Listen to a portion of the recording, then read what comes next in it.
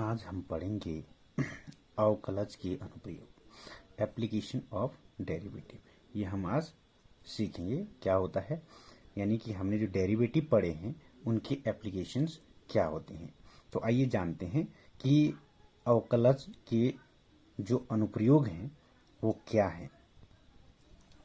सर्वप्रथम हम इसमें राशियों का परिवर्तन पढ़ेंगे। क्या पढ़ेंगे? राशियों में परिवर्तन। क्या पढ़ेंगे? राशियों में परिवर्तन। कैसे? राशियों में परिवर्तन, चेंज इन क्वांटिटीज।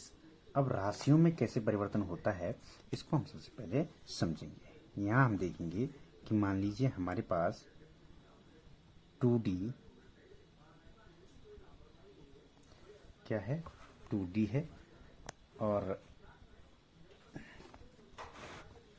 ये x एक्सिस है, ये y एक्सिस है।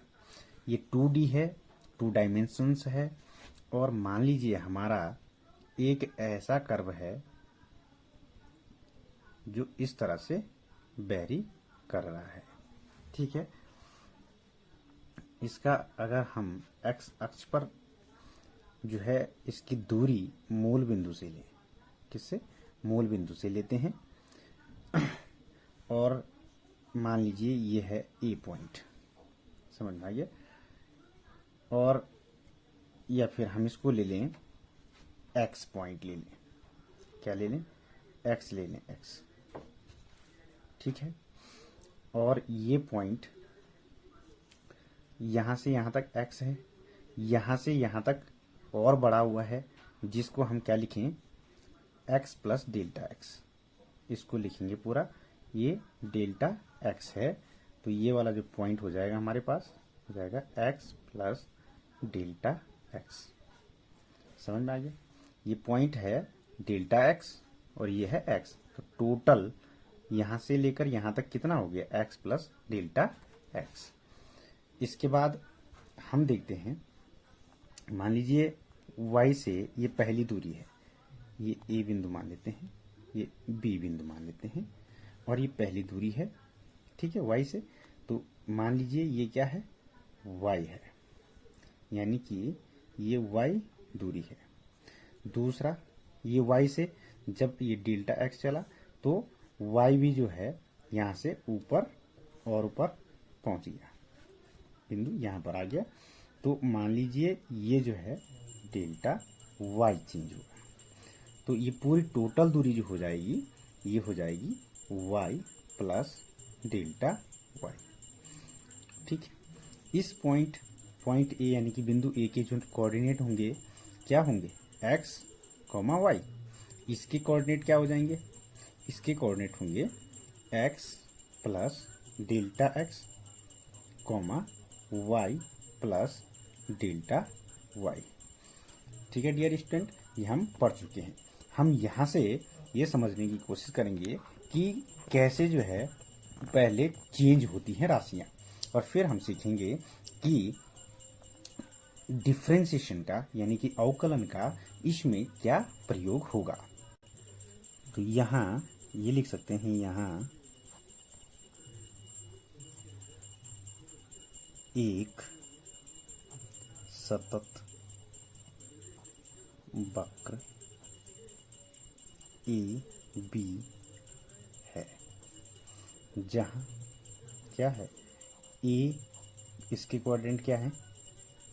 एक्स कोमा वाई है, और बी जिसके कोऑर्डिनेट क्या है?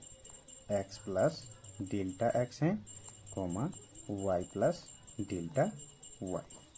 तो इसको हम समझते हैं। जब हमारा पॉइंट ए था, हमारी दूरी कितनी थी? एक्स दूरी थी। जब हमारा पॉइंट यहाँ से चेंज होकर यहाँ बढ़ा, यानी कि कर्व हमारा सतत रूप से ऊपर चला गया, तो अंतिम बिंदु जो आया उसमें एक्स यहाँ से यहाँ चला गया और डेल्टा एक्स था। तो हमारा टोटल डिस्टेंस हो गई एक्स प्लस डेल्टा एक्स। ठीक है, यानी कि परिवर्तन कितना हुआ हमारा? Delta x. यहाँ पर पहला पॉइंट हमारा y था, यहाँ से यहाँ तक। अब हमारा पॉइंट जो है ए वाई है, और वाई के बाद इतना और बढ़ गया डेल्टा वाई, बढ़ा कि नहीं, ये डेल्टा वाई और बढ़ गया, तो हमारा पूरा पॉइंट कितना हो गया, यानी कि पूरी दूरी कितनी हो गई, वाई प्लस डेल्टा वाई। तो यहां पर हम क्या देखते हैं कि यदि x,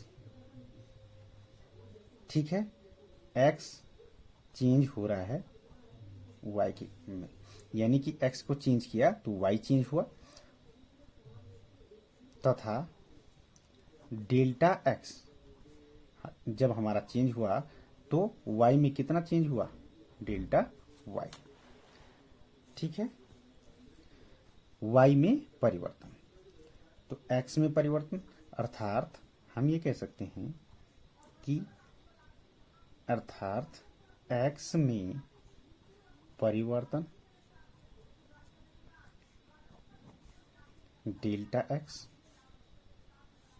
तब y में परिवर्तन कितना हो गया, डेल्टा y होगा। तो इससे हमें यह समझ में आता है कि यदि हमारी एक क्वांटिटी में चेंज होता है तो उसी अनुपात में दूसरी क्वांटिटी में भी चेंज होता है, और इसी परिवर्तन के अनुपात को हम जो है अवकलज के रूप में प्रयुक्त करेंगे। तो आइए इसको समझते हैं कि यदि हमारा x में डेल्टा x परिवर्तन हुआ तो y में कितना परिवर्तन हुआ, डेल्टा y परिवर्तन हुआ। ऐसे सतत परिवर्तन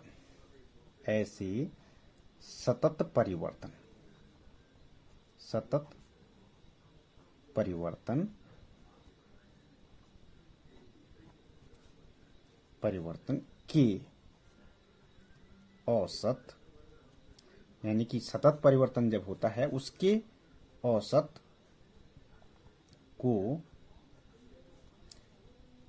लेने पर ही हम अवकलज के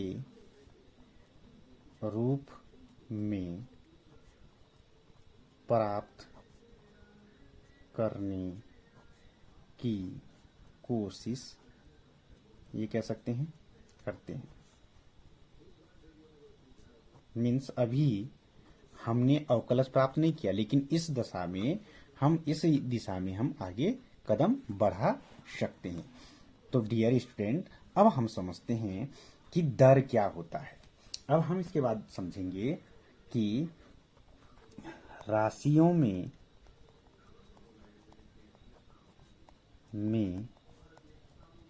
परिवर्तन हमने सीख लिया, परिवर्तन की दर, ये हम अब सीखेंगे, ठीक है।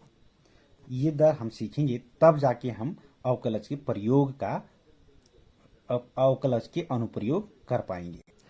तो अब हम समझते हैं राशियों में परिवर्तन की दर क्या होता है। तो मान लीजिए हमारे पास एक फंक्शन है, माना y is equal to F X, क्या है, x का फलन है, क्या है, x का फलन है। यदि x में डेल्टा x, ठीक है, चेंज करें तो y में डेल्टा y का चेंज होता है। ये आप समझ गए कैसे होता है, आपने देख लिया ऊपर कि जो है यदि हम x में चेंज करें तो y में भी कैसे चेंज हो रहा है। जब जैसे जैसे हम आगे बढ़ेंगे x भी बढ़ता रहेगा, इस पॉइंट पर x कुछ और होगा, y कुछ और होगा, यहाँ पर x कुछ और होगा, y कुछ और होगा। जैसे जैसे हम आगे बढ़ रहे हैं तो y भी वैसे ही चेंज हो रहा है।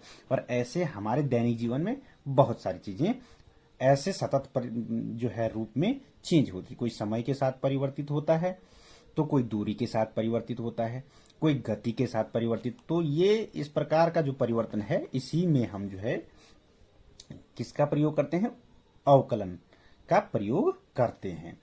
तो delta y upon delta x, इसको समझते हैं। इसको हम क्या कहेंगे, y में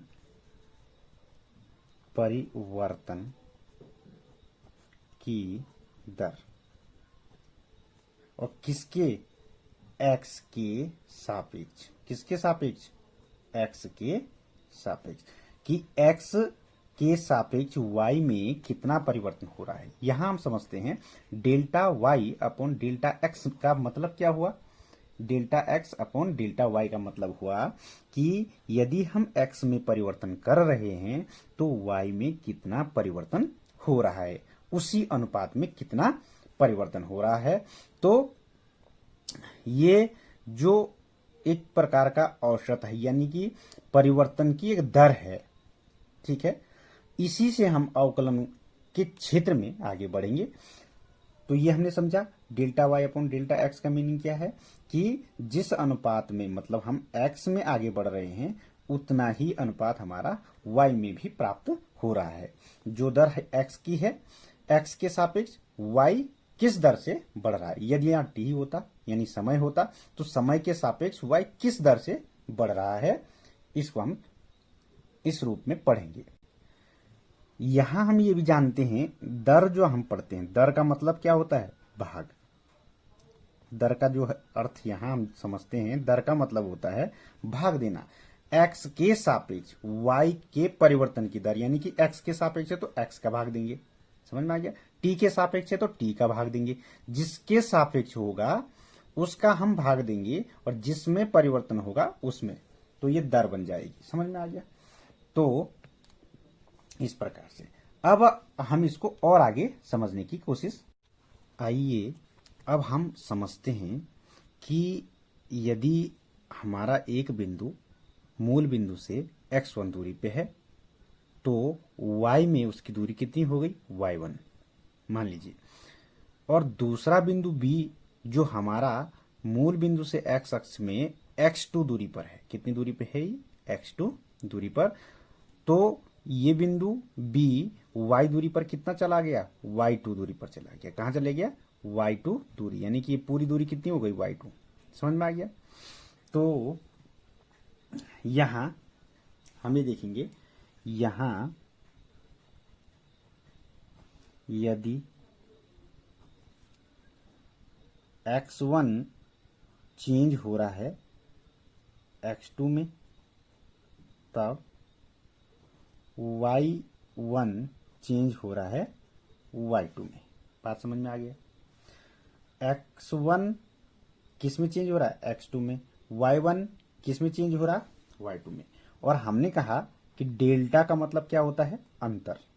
डेल्टा x का मतलब होता है x2 माइनस x1, तथा अगर मैं y के पीछे डेल्टा लगा देता हूं तो दो टर्म्स में जो अंतर होगा, यानी कि y2 माइनस y1, ठीक है।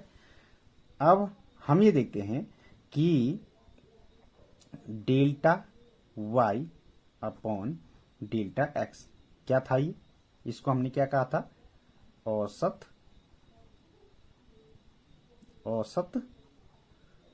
परिवर्तन, औसत परिवर्तन की दर, ये है। यहां पर हम देखेंगे, यहां पर समझते हैं, ये बहुत ही इंपॉर्टेंट है प्यारे बच्चों, कि जब हम x2 को यहां से उठा करके इस बिंदु को यहां पर लाते हैं, जब हम x2 को x1 पर लाएंगे, इसका अर्थ क्या हुआ कि x1 चेंज था x2 में। अगर हम देखें कि x1 माइनस x2, इसको हमने इधर लेके आया, यानी कि x1 माइनस x2, तो ये कितना चेंज होगा, लगभग 0 है ना। x2 हमने इधर से भी घटाया, इधर भी घटाया, तो 0 हो गया। तो ये इसका मतलब ये हुआ कि डेल्टा x जो हमारे पास है, डेल्टा एक्स क्या है हमारे पास, x1 माइनस x2, ये टेंस टू क्या हो गया 0। यानी कि इसको समझते हैं कि हमारा ये पॉइंट उठ के यहां आ गया, तो ये पूरा क्लोज हो गया, वापस हो गया, तो किस पर आ गया, ये एक बिंदु पर। ठीक है, समझ में आ गया। यानी कि इस एक बिंदु पर इसको जो है हमने क्लोज करके एक पॉइंट बना दिया।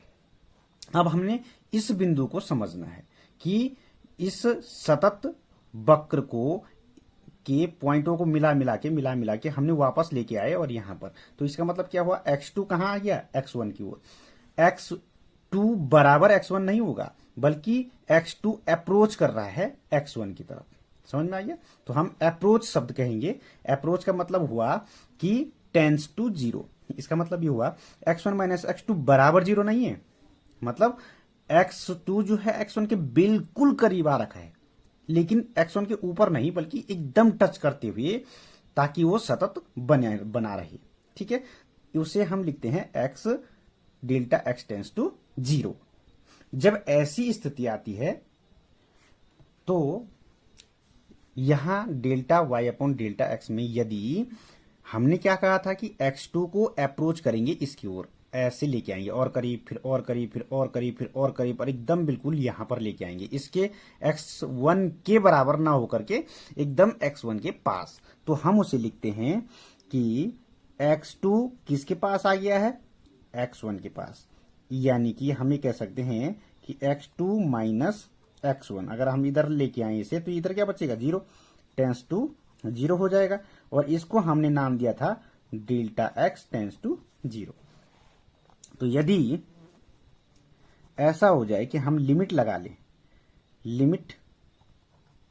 Limit delta x tends to 0 हो जाए, यानी कि x2 अप्रोच करे x1 की ओर, तब delta y upon delta x, इसको कहते हैं क्षणिक परिवर्तन। क्षणिक परिवर्तन, वो औसत परिवर्तन है, ये क्या है, औसत परिवर्तन, और यहां क्या आ गया, क्षणिक परिवर्तन। और चूंकि x का भाग दिया गया है, तो परिवर्तन की दर हो जाएगा, और इसे ही हम क्या कहते हैं, dy upon dx। Dear student, क्या कहेंगे, dy अपॉन dx। तो जब भी dy अपॉन dx लिखा जाएगा, इसका मतलब x2 बिल्कुल x1 के करीब होगा, एकदम करीब होगा इसके, तो हम x1 माइनस x2 को 0 कहेंगे। यानी कि x2 माइनस x1 क्या हो जाएगा, 0 के बराबर। 0 नहीं होगा, बराबर नहीं लिखा हुआ, टेंस टू 0, मतलब एकदम x2 जो है x1 के बिल्कुल इतने करीब आ गया है कि लगभग उसकी दूरी जो है 0 के बराबर हो गई है। तो ये बताओ, यदि ये पॉइंट यहां पर आ जाए, तो ये वाला बिंदु कहां पर आ जाएगा, यहां पर आ जाएगा। तो ये पूरा कर्व जो है सिकुड़ करके ऐसा हो जाएगा, और इस पॉइंट पर हम एक क्या खींच पाएंगे, ऐसे टेंजेंट खींच पाएंगे। क्या खींच पाएंगे यहां पर, टेंजेंट। तो ये जो है इसे हम कहते हैं स्पर्श रेखा। क्या कहेंगे हम इसे, स्पर्श रेखा या प्रवणता। स्पर्श रेखा हो गई, और एक्स अक्ष से जो कोण बनाएगा उसे प्रवणता हम कहते थे पहले। तो ये फिर क्या कहलाएगा, टेंजेंट। टेंजेंट या स्पर्श रेखा, स्पर्श रेखा जो उससे जाएगी, या स्पर्श बिंदु, या स्पर्श बिंदु हम कह सकते हैं इसे। इस बिंदु पर, इस बिंदु को स्पर्श बिंदु और इस रेखा को स्पर्श रेखा, यही टेंजेंट कहलाती है। तो क्यों टेंजेंट बनी, क्योंकि हमने इसको यहां पर लेके आए एकदम क्लोज। एकदम क्लोज लाने का अर्थ है डियर स्टूडेंट कि एक पॉइंट यहां पर था जिसको उठा करके हमने यहां पर लाया, तो उसके ऊपर ना होकर के उसके जस्ट आगे देखो ये कहीं ब्रेक हो रहा, नहीं हो रहा, फिर दूसरा पॉइंट मिलाएंगे, फिर तीसरा पॉइंट मिलाएंगे, फिर चौथा पॉइंट मिलाएंगे, फिर पांचवा पॉइंट मिलाएंगे, एकदम करीब करीब पॉइंट अगर हम लेके चलेंगे तो हमारे पास क्या बन जाएगा, एक सतत कर्व बन जाएगा। सतत वक्र बनेगा या नहीं बनेगा। तो इस सतत वक्र को बनाने के लिए हमें जो बिंदु हमने यूज किया है उसी को हम dy अपॉन dx कहते हैं। यानी अब dy अपॉन dx होगा क्या, यहां पर जो एक छोटी सी पतली सी रेखा होगी, इसकी मोटाई, इसकी मोटाई क्या कहलाएगी, dx। ठीक है, और इसकी मोटाई dx हो गई, और यहां पर क्योंकि अगर हम यहाँ पर ये देखें तो ये ऐसा एक, अगर हम करीब लाएं इसे तो इस प्रकार का बनेगा। पहले ये y का अंतर इतना था, ठीक है, धीरे धीरे होते होते y का अंतर कितना हो गया, 0 हो गया, है ना। इसको समझते हैं, चलो इसको अगले कर्व में हम समझते हैं कि ये कैसे होता है। लेकिन अभी हमें फिलहाल इतना समझना है कि limit delta X tends to Y, delta Y upon delta X ये क्षणिक परिवर्तन की दर है, यही इसे ही हम D Y upon D X करेंगे। तो जिस भी क्वेश्चन में, जिस भी प्रश्न में इस प्रकार का हो कि एक के परिवर्तन पर, सतत परिवर्तन पर दूसरा भी वैसे ही सतत परिवर्तित हो रहा है, तो वैसे प्रश्नों में हम अवकलज का प्रयोग करेंगे, dy अपॉन dx का प्रयोग करेंगे। और जितने भी क्वेश्चन इस टाइप के होंगे वे अवकलज के अनुप्रयोग कहलाएंगे। तो प्यारे बच्चों, हमने क्या सीखा, हमने सीखा ये जो डेल्टा हम यूज करते हैं ये क्या है, ये बड़ा अंतर होता है। क्या है ये, इसका हम बड़ा अंतर, यानी कि दो राशियों में बड़ा अंतर, ठीक है। जैसे हम कहें कि एक 5 किलोमीटर है और एक 3 किलोमीटर है, तो अंतर कितना हो गया, 2 किलोमीटर का हो गया ना, बड़ा अंतर। लेकिन यदि हम इसका प्रयोग करें डी का, इसका मतलब सूक्ष्म अंतर, सूक्ष्म अंतर, बहुत छोटा अंतर। जैसे 5.000000000001 में से हम 5 किलोमीटर को घटा देते हैं, मान लीजिए, तो कितना अंतर आएगा, 0.00000001 किलोमीटर का अंतर आएगा, ठीक है।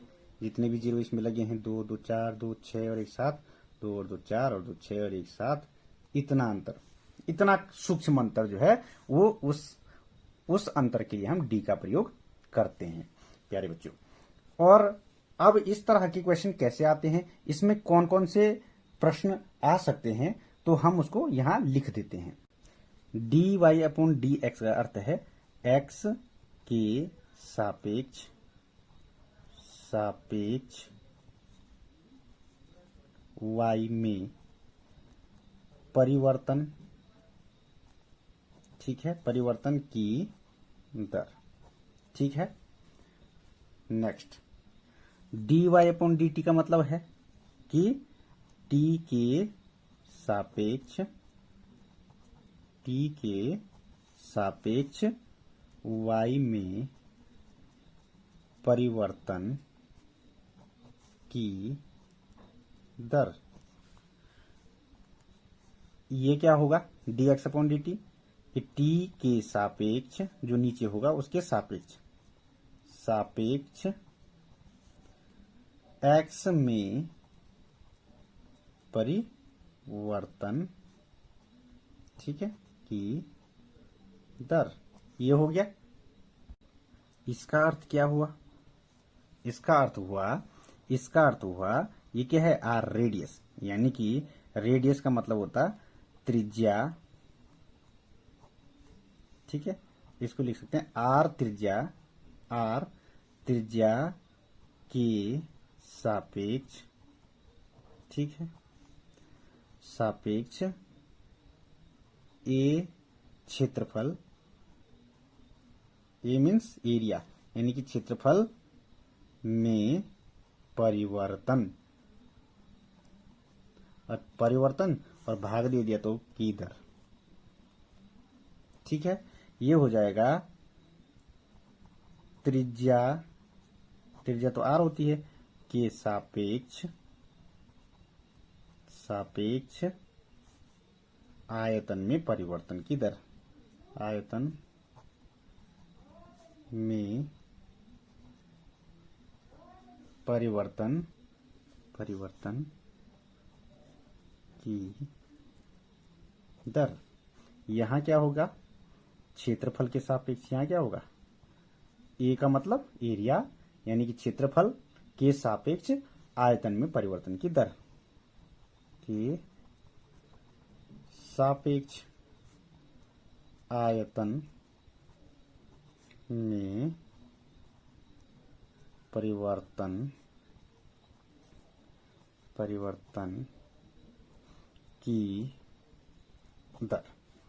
ठीक है प्यारे बच्चों, ds अपॉन dt, s क्या हुआ, दूरी है ना, और t समय, तो समय के सापेक्ष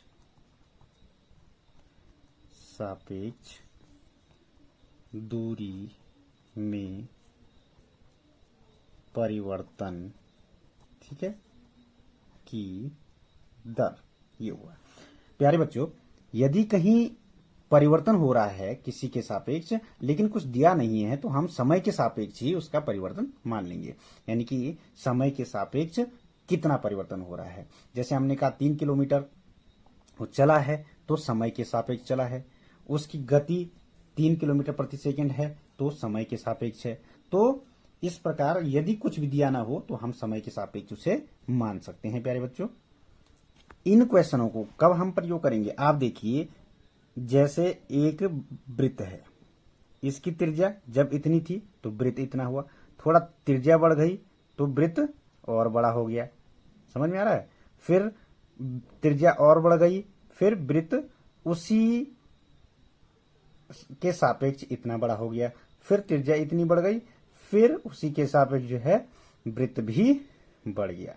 तो इसे क्या लिखेंगे, dA अपॉन dr लिखेंगे कि नहीं, रेडियस के सापेक्ष एरिया में परिवर्तन। अब हम ये देखते हैं कि मान लीजिए बाल्टी है कोई, ये हमारे पास क्या है, एक बाल्टी है और इसमें पानी भर रहा है। तो ये पहले यहां पर था लेवल, और धीरे धीरे ये इतना ऊपर हो गया, धीरे धीरे इतना ऊपर हो गया, धीरे धीरे ये ऐसे ऐसे बढ़ता जा रहा है। तो ये किसके सापेक्ष बढ़ रहा है, टाइम के सापेक्ष। किसके सापेक्ष, टाइम के सापेक्ष। और क्या बढ़ रहा है, वॉल्यूम बढ़ता जा रहा है। तो dv अपॉन dt आ जाएगा। यानी कि समय के साथ पहले कुछ समय पहले इतना था, फिर समय जैसे जैसे बढ़ता गया धीरे धीरे धीरे धीरे धीरे धीरे है, इसमें पानी बढ़ता गया। अगर हमारा इसके ऊपर एक नल लगा हुआ है और यहां से पानी टपक रहा है, समझ में आ रहा है। तो ये समय के सापेक्ष परिवर्तन। तो हम किसी का भी डिफरेंशिएशन, अब हम यहाँ वॉल्यूम का डिफरेंशिएशन किसके सापेक्ष करेंगे, समय के सापेक्ष। यहाँ एरिया का डिफरेंशिएशन किसके सापेक्ष करेंगे, रेडियस के सापेक्ष। तो धीरे धीरे ऐसे बहुत सारे क्वेश्चन आएंगे प्यारे बच्चों। हम एक गुब्बारा लेते हैं, ये एक गुब्बारा है ना, और इसको फुलाया जा रहा है ना। तो जब हम इसमें हवा भरते हैं तो इसका आयतन क्या होता है, धीरे धीरे बढ़ता जाता है। तो यहां हम ये भी कह सकते हैं कि इसका धीरे धीरे रेडियस बढ़ता जा रहा है। पहले इतना रहा होगा, है ना, फिर ये और बड़ा हो गया थोड़ा सा, तो रेडियस भी बढ़ गया, इतना बड़ा हो गया, है ना, फिर और बड़ा हो गया। तो ये चूंकि 3D वाला है तो इसमें dv अपॉन dr आ जाएगा। यानी कि रेडियस के सापेक्ष वॉल्यूम चेंज हो रहा है ना। तो इस प्रकार से इन सब सैंबल का हम यहां प्रयोग कर सकते हैं कि डिफरेंशिएशन हमें कहां पर यूज करना है। तो जहां पर एक क्वांटिटी के बढ़ने पर सतत रूप से दूसरी क्वांटिटी भी बढ़ती है, वहां हम जो है डिफरेंशिएशन का प्रयोग करेंगे। प्यारे बच्चों, जहां पर हमें 2-3 क्वांटिटियां दी हुई हैं, हम उनको 2 क्वांटिटियों में बदल देंगे। हम क्या करेंगे, उसे 2-3 क्वांटिटियों में। मान लीजिए हमारे पास टी भी है, थीटा भी है, इस प्रकार के कोई क्वेश्चन आ रहे हैं, तो हम टी में या फिर थीटा में उसको बदल देंगे। या तो हम उसे साइन थीटा कॉस थीटा में सारा बदल देंगे, या फिर टाइम में उसको कन्वर्ट करेंगे। और अगर डायमेंशन से एल है, लंबाई चौड़ाई में है, तो उसमें बदल देंगे। तो किन्हीं 2 में ही हम फंक्शन को रखेंगे। जैसे y is equal to F X हो गया, y is equal to F T हो गया, y इज इक्वल टू, अगर देखें, y is equal to F theta हो गया। तो इस प्रकार फंक्शन हमें 2 में ही बनाना है कि एक में परिवर्तन हो तो दूसरा स्वयं परिवर्तित हो जाए। एक में थीटा में परिवर्तन हो रहा तो y स्वयं परिवर्तित होगा, टी में परिवर्तन हो रहा तो y स्वयं परिवर्तित हो जाएगा। यानी कि y एक फंक्शन होगा तो t एक फंक्शन होगा, x एक फंक्शन होगा तो y दूसरा फंक्शन होगा, थीटा एक फंक्शन होगा, y दूसरा फंक्शन होगा। तो 2 फलनों में, मतलब 2 क्वांटिटियों में हमें वो चेंज करना है, और इस प्रकार हम अच्छे से अवकलज का प्रयोग कर पाएंगे। प्यारे बच्चों, इसके बाद जो मैं एक्सरसाइज पढ़ाऊंगा, उस एक्सरसाइज में प्रत्येक बिंदु को बहुत धीरे से मैं आपको समझाऊंगा, ताकि सारे क्वेश्चन आप बहुत आसानी से सीख सकते हैं। Thank you. प्रश्नावली 6.1। अब हम डिफ्रेंशिएशन पर आधारित प्रश्नावली करते हैं, यानी कि अवकलज के अनुप्रयोग के प्रश्नावली 6.1 में प्रश्न संख्या 1 है, वृत्त के क्षेत्रफल के परिवर्तन की दर इसकी त्रिज्या r के सापेक्ष ज्ञात कीजिए, जबकि पहला जो है a है r is equal to 3 centimetre और b r is equal to 4 centimetre. तो आइए हम इसको हल कर देते हैं। इसमें पहले दिया है उसको हम समझते हैं कि इसमें दिया क्या क्या है। दिया है जो r है 3 सेंटीमीटर और r 4 सेंटीमीटर अलग अलग दिया हुआ है, और हमें ज्ञात करना है क्षेत्रफल में परिवर्तन की दर। सबसे पहले हमें क्या करेंगे कि माना वृत्त का क्षेत्रफल, ठीक है, क्षेत्रफल a है। कोई वृत्त है जिसका क्षेत्रफल क्या है, a है। तो वृत्त का क्षेत्रफल, अब ये देखेंगे वृत्त का क्षेत्रफल क्या होता है। तो हम जानते हैं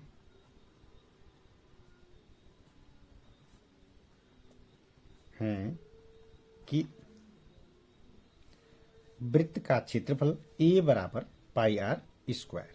तो मान लीजिए अभी हम एक वृत्त लेते हैं, ठीक है, ये वृत्त है और इसकी जो त्रिज्या है ये 3 सेंटीमीटर है, ये O केंद्र है, और इसकी जो त्रिज्या है वो 3 सेंटीमीटर है वृत्त की त्रिज्या। तो ये जो पहला वृत्त है उसकी बात कर रहे हैं। अब वृत्त के क्षेत्रफल में, इस क्षेत्रफल में कितना परिवर्तन होगा, यदि इसकी त्रिज्या r है तो r के सापेक्ष हम क्या करेंगे, r के सापेक्ष इस क्षेत्रफल में कितना परिवर्तन हो रहा है ये देखेंगे, ठीक है। तो r के सापेक्ष a में कितना परिवर्तन हो रहा है, अतः इस a का जो क्या करेंगे हम डिफरेंशिएशन करेंगे r के सापेक्ष। तो r के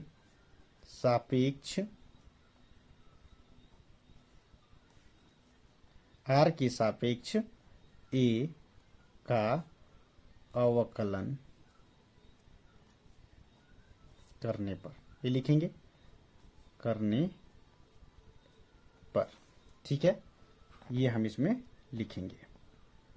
अब हम देखेंगे तो r के सापेक्ष यदि हम इसका अवकलन करते हैं तो क्या हो जाएगा, डी ए डिफ्रेंशिएशन, a का डिफ्रेंशिएशन अपॉन डी आर बराबर, इसका डिफ्रेंशिएशन जब हम करेंगे तो ऐसे लिखेंगे डी डी आर और पाई आर स्क्वायर। तो चूंकि पाई क्या है, कांस्टेंट है, तो पाई बाहर आ जाएगा और डिफ्रेंशिएशन किसका होगा, आर का सापेक्ष आर स्क्वायर का, डियर स्टूडेंट, और आर स्क्वायर का डिफ्रेंशिएशन क्या होता है, 2r होता है। तो ये हो जाएगा पाई और इसका डिफ्रेंशिएशन कितना हो जाएगा, 2r हो जाएगा, 2r हो जाएगा। क्यों होगा, हमने डिफ्रेंशिएशन पढ़ा है, अगर हम डी डी एक्स का x to the power n का डिफ्रेंशिएशन करते हैं, मतलब कोई भी पावर में यदि होता है, यदि हमें उसका डिफ्रेंशिएशन करना होता है तो n पहली घात पीछे आ जाती है और उसकी x की घात फिर 1 घट जाएगी। तो वही इसमें हुआ, 2 पीछे आ गया, 2 की घात 1 घट गई, 1 बच गई, तो ये हो गया। तो D A upon D are बराबर 2 पाई आर, ये हमारे पास इसका डिफरेंशिएशन आ गया डियर स्टूडेंट। अब पहला जो इसने दिया है कि यदि r क्या है, 3 सेंटीमीटर है। अब यदि r 3 सेंटीमीटर है तब हम इसको देखेंगे a में, यदि r बराबर 3 सेंटीमीटर तब क्षेत्रफल में परिवर्तन, क्षेत्रफल में परिवर्तन, ठीक है। तो क्या हो जाएगा, D A upon D are, और r बराबर कितना है, 3, तो ये हो जाएगा 2 पाई आर। यानी कि हम इसमें r बराबर कितना रख देंगे 3, तो 2 पाई इंटू आर की जगह आ जाएगा 3, तो हो जाएगा 6 पाई। तो r बराबर 3 सेंटीमीटर होने पर D A upon D R, R बराबर 3 पर कितना आ जाएगा 6 पाई। तो 6 पाई का जो है इसमें परिवर्तन आएगा। और चूंकि r इसमें सेंटीमीटर में यदि है, r हमारे पास, अब देखते हैं r हमारे पास सेंटीमीटर में है, तो यहां पर हम ये लिख सकते हैं सेंटीमीटर स्क्वायर, क्षेत्रफल सेंटीमीटर स्क्वायर होता है, और यहां पर जो आएगा परिवर्तन की दर वो सेंटीमीटर हो जाएगा, क्योंकि सेंटीमीटर स्क्वायर अपॉन सेंटीमीटर हो जाएगा तो सेंटीमीटर आ जाएगा। और यहां पर भी जो है सेंटीमीटर हो जाएगा, सेंटीमीटर। और यहाँ क्योंकि सेंटीमीटर, अगर हम ये लिख सकते हैं सेंटीमीटर स्क्वायर अपॉन सेंटीमीटर, तो सेंटीमीटर ही आएगा।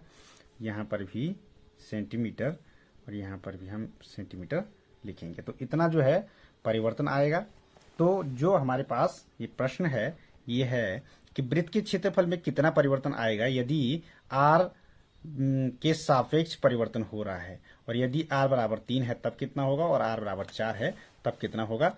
अब बी ऑप्शन हमारे पास जो है, यदि r बराबर 4 सेंटीमीटर तब वृत्त के क्षेत्रफल में परिवर्तन की दर क्या हो जाएगा D A upon D are, जब r बराबर क्या है 4 सेंटीमीटर है, तो 2 पाई इंटू 4 सेंटीमीटर हो जाएगा, तो ये हो जाएगा 8 पाई सेंटीमीटर। तो ये जो है आंसर हो जाएगा हमारा, जब 4 सेंटीमीटर वृत्त की त्रिज्या है तब जो है परिवर्तन एरिया में कितना हो जाएगा, 8 पाई का जो है परिवर्तन होगा। डियर स्टूडेंट, प्रश्न संख्या 2, एक घन का आयतन 8 सेंटीमीटर क्यूब पर सेकंड से बढ़ रहा है। ठीक है, एक घन है और उसका जो आयतन है इस दर से बढ़ रहा है। पृष्ठ क्षेत्रफल किस दर से बढ़ रहा है, जबकि इसके किनारे की लंबाई 12 सेंटीमीटर है। तो अगर हम इसका हल यहाँ पर करें तो हम देखेंगे, घन तो आप समझते हैं घन क्या होता है। घन जो है इसके 6 फलक होते हैं और सभी फलक जो हैं बराबर होते हैं, ये घन कहलाता है। ठीक है, और इस घन का जो आयतन है, इसका आयतन v होता है। क्या होता है, अगर इसकी भुजा a है तो ये भी क्या है a है, और ये भी a, तीनों भुजाएं बराबर होती हैं ऊपर नीचे की, तो लंबाई चौड़ाई ऊंचाई सब बराबर है, तो क्या आएगा a क्यूब, ये घन हो जाएगा। और इसका पृष्ठ क्षेत्रफल, जिसको हम एरिया अगर कहें, इसका सरफेस एरिया, तो ये कितना होता है 6a², ये होता है, सब जानते हैं, है ना। तो हम यहाँ पर इसी का प्रयोग करेंगे, और हमें दिया है, सबसे पहले हम ये लिखेंगे कि दिया क्या है कि आयतन इस दर से बढ़ रहा है, और ज्ञात हमें पृष्ठ क्षेत्रफल की किस दर से बढ़ रहा है। तो सबसे पहले हम यहाँ करेंगे, दिया है, ये जानेंगे पहले। दिया क्या है, दिया है घन का आयतन, घन का आयतन, या ये कहें कि घन के आयतन में परिवर्तन, ठीक है, की दर, घन के आयतन में परिवर्तन की दर। और किसके साथ ये रखिए, ये आपको इसका मात्रक देख सकते हैं, सेंटीमीटर क्यूब पर सेकंड। पर सेकंड का मतलब सेंटीमीटर क्यूब क्या हो गया आयतन, सेंटीमीटर क्यूब क्या हो गया आयतन, यानी कि डीवी, अपॉन सेकंड क्या हो गया टाइम, तो dt। ये हमें गिवन है, ये है 8, तो सेंटीमीटर क्यूब पर सेकंड, समझ में आ गया। तो इसके अनुसार हमें पता लग जाता है कि हमें दिया क्या है। तो दिया क्या है, सेंटीमीटर क्यूब किसका मात्रक होता है आयतन का, और सेकंड किसका मात्रक है? समय का। तो डी भी अपॉन डी टी हमारे पास ये दे रखा है। और ये डी भी अपॉन डी टी क्यों लिखा, डी क्यों लगाया है? क्योंकि ये जो इसमें परिवर्तन हो रहा है, परिवर्तन की दर ये जो आपको दी हुई है, और परिवर्तन कैसे हो रहा है? इंस्टेंटेनियसली परिवर्तन हो रहा है, क्षणिक परिवर्तन हो रहा है। तो D V upon D T हमें दे रखा है। और ज्ञात क्या करना है, ये हमें लिखना है कि ज्ञात करना है। ये पता होना चाहिए, जब भी हम क्वेश्चन करेंगे पता होना चाहिए, ज्ञात करना है। और ज्ञात करना है पृष्ठ क्षेत्रफल किस दर से बढ़ रहा है, यानी कि पृष्ठ क्षेत्रफल,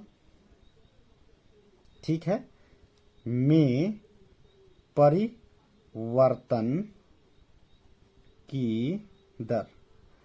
अब मैंने यहां पर यह नहीं लिखा कि किसके सापेक्ष। तो जब हमें पता ना हो कि किसके सापेक्ष, तो हम ये क्या कह सकते हैं, किसके सापेक्ष? टाइम के सापेक्ष। ठीक है, इसमें कहीं ये नहीं दिया हुआ है किसके सापेक्ष हो रहा है, तो हम समय के सापेक्ष इसको मान सकते हैं, क्योंकि आयतन भी समय के साथ हो रहा था। तो D A upon D T हमें ज्ञात करना है।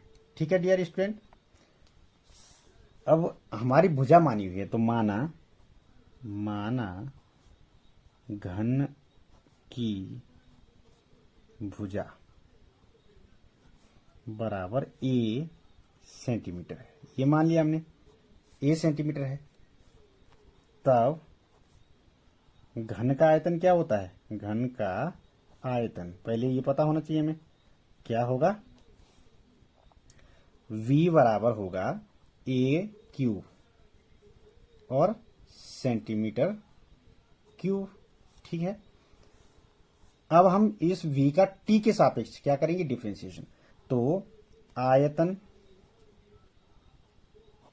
V का, ठीक है, T के सापेक्ष यानी समय है ना, के सापेक्ष अवकलन करने पर, अवकलन, ठीक है, करने पर ये हो जाएगा। इसका हम अवकलन करेंगे टी के सापेक्ष, तो क्या हो जाएगा? D V upon D T. तो इधर दोनों तरफ हो जाएगा, v का डी डी टी हो जाएगा, यानी कि v का t के सापेक्ष अवकलन। तो यहां भी ए क्यू का t के सापेक्ष अवकलन होगा कि नहीं? दोनों ओर होगा। ठीक है, अब चूंकि ये फलन t का है और a ये जो है क्या है? भुजा है। तो जब हम इसको करेंगे तो चूंकि भुजा जब बढ़ेगी, आप समझिए, जब हमारे पास ये मान लीजिए घन है, ठीक है, और मान लीजिए हमारे पास ये घन है, और हमने कहा जब भुजा धीमी गति से बढ़ता गया, ऐसे बढ़ती गई, ये थोड़ा सा नीचे को हो गई है ना, और ये थोड़ा ऊपर हो गई, तो धीरे धीरे करके ये ऐसे बढ़ी कि नहीं बढ़ी? तो जब ये भुजा बढ़ी, ये भुजा बढ़ी, ये भुजा बढ़ी, तो इसका आयतन भी बढ़ेगा। समझ में आ गया? इसका मतलब समय के साथ भुजा बढ़ रही है, यानी कि भुजा क्या है? समय का फंक्शन है। तो समय का फंक्शन है, तो इसका ए क्यूब का क्या हो जाएगा? 3a²। हमने बताया था कैसे? डी डी एक्स, यानी कि डिफरेंशिएशन अगर हम x की पावर n का करें तो क्या आएगा? n x की पावर n-1, एक घट जाएगा। तो इसका यूज हम यहां पर करेंगे, तो 3 पीछे आ जाएगा और एक पावर यहां घट जाएगी, तो 3a² हो जाएगा। अब चूंकि ये फंक्शन जो है t का है, तो D A upon D T भी प्राप्त हो जाएगा। समझ में आ गया? अब हमें ये दिया हुआ है D V upon D T. D V upon D T हमें दिया हुआ था क्या? 8 सेंटीमीटर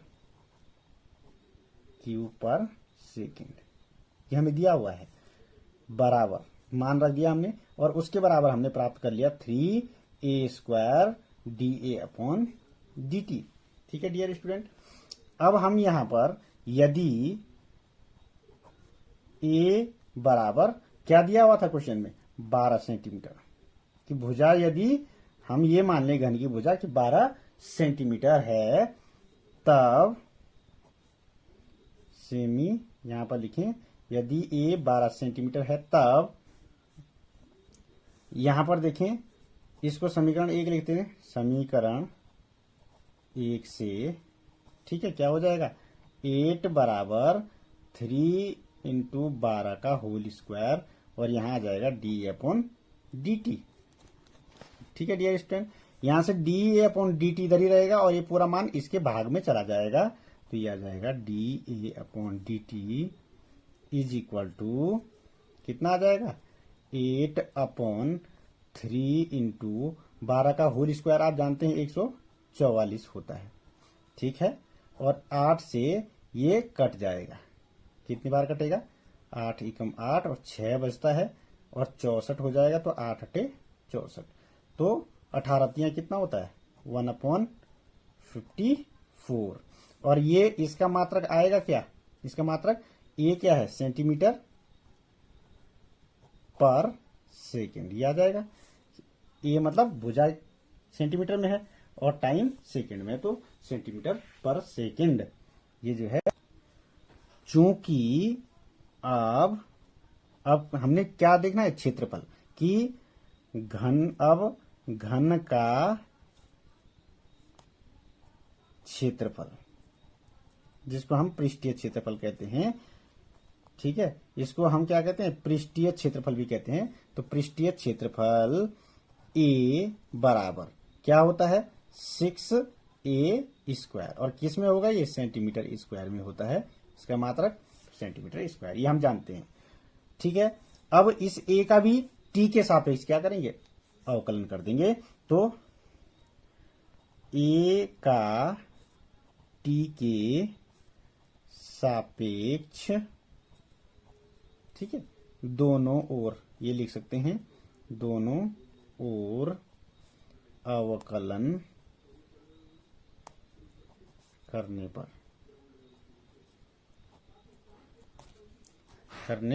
पर ये हो जाएगा।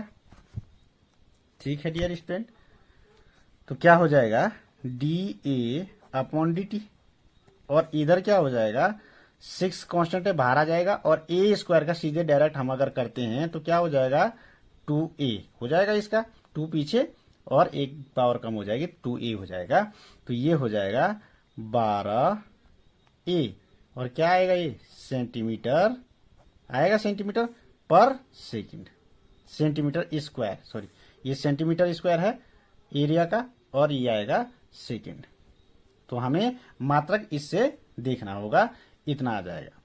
ठीक है, और इनटू साथ में सॉरी इसमें जो है इसका चेन रूल से dA/dt भी आएगा, क्या आ जाएगा dA/dt। ठीक है, इंटू dA/dt, क्योंकि एरिया भी तो टाइम का फंक्शन है, तो एरिया का फिर से होगा dA/dt। तो अब हमारे पास dA/dt अगर इसको ये लिखा जाए इज इक्वल टू, तो ये कितना आ गया 12a इंटू dA/dt। तो चूंकि वही a बराबर 12 सेंटीमीटर है, a बराबर 12 सेंटीमीटर है, तो dA/dt कितने पे, जब a बराबर क्या है 12 सेंटीमीटर है तब क्या होगा 12 × 12 इंटू dA/dt का मान हमने यहां ऊपर निकाल रखा है, कितना है 1/54, तो हो जाएगा गुणा 1/54। ठीक है भाई, इतना हो जाएगा। तो इसको अगर हम काटेंगे तो ये हो जाएगा, ठीक है, कितने से ये भाग जाएगा इसको देखते हैं। ठीक है, तो ये 6 दूना 12 हो जाएगा, 6 नमा 54 हो जाएगा। इसको काटेंगे 3 चक्कू 12 हो जाएगा, 3 तियां 9 हो जाएगा और ये हो जाएगा 8/3। क्या हो जाएगा ये 8/3 और मात्रा क्या आ जाएगा, एरिया क्या है सेंटीमीटर स्क्वायर और बटे टाइम क्या है सेकेंड। तो अतः ये हम कह सकते हैं कि अतः आयतन में 8 सेंटीमीटर पर क्यूब पर सेकंड, सेंटीमीटर क्यूब पर सेकंड का परिवर्तन होने पर घन के पृष्ठीय, ठीक है, क्षेत्रफल में 8/3 सेंटीमीटर स्क्वायर पर सेकंड का परिवर्तन होगा। ये होगा, है ना, क्योंकि यही हमसे पूछा गया था कि यदि 8 सेंटीमीटर पर सेकंड का परिवर्तन अगर घन के आयतन में होता है तो पृष्ठ क्षेत्रफल में कितना परिवर्तन होगा, तो ये 8/3 सेंटीमीटर पर स्क्वायर पर सेकंड का परिवर्तन होगा। तो इस तरह से हम इसको करेंगे डियर स्टूडेंट, ठीक है। और आप यहां पर विशेष ध्यान दें कि यहां पर a चूंकि t का फंक्शन है इसलिए dA/dt न भूलें, और बराबर 12 सेंटीमीटर, ये तो मैंने इसका मात्रक लिख दिया, इंटू dA/dt आप ऐसे ही रखेंगे। अब मैं मात्रक अभी छोड़ रहा हूं फिलहाल, तो अब इसको सॉल्व करेंगे तो इस प्रकार से सॉल्व हो जाएगा।